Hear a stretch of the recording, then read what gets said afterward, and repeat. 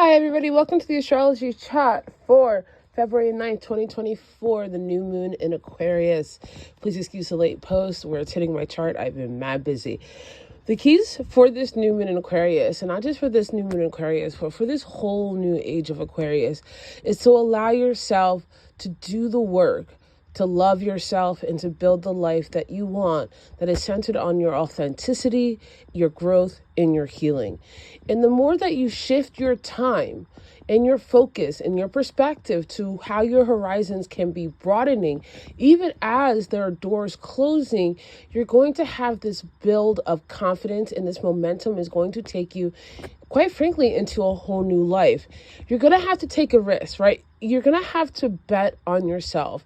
Go ahead and sit down and think about your wildest dreams, the things you're afraid of doing, the things that are going to take you out of your comfort zone, and commit to doing them. Not so that other people can see that you're amazing or know that you're amazing, but for you to know what you can do, for you to tap into the level of fortitude and commitment that you can give yourself, that quite frankly, in many ways, you've been giving to a lot of other people for a long time.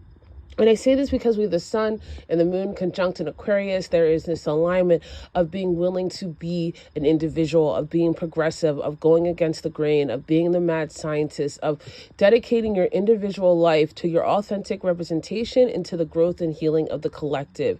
We are all, in one way or another, waking up to how old systems have been benefiting from the oppression from many people for a very long time.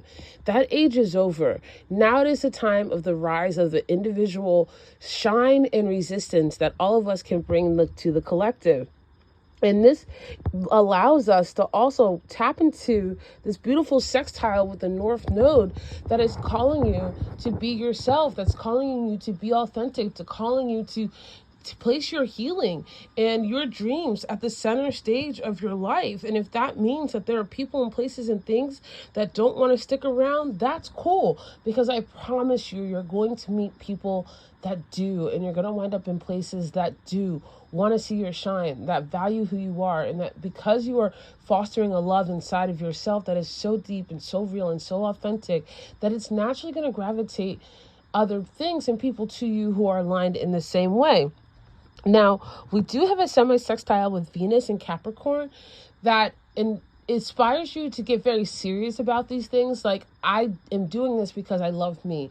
And because I love me, I'm going to make these commitments for these long-term goals, for these long-term adjustments, for these long-term focuses. And I'm going to allow myself to embrace the sacrifices of right now. I'm going to allow myself to be uncomfortable right now so that I can go and be what I really want to be.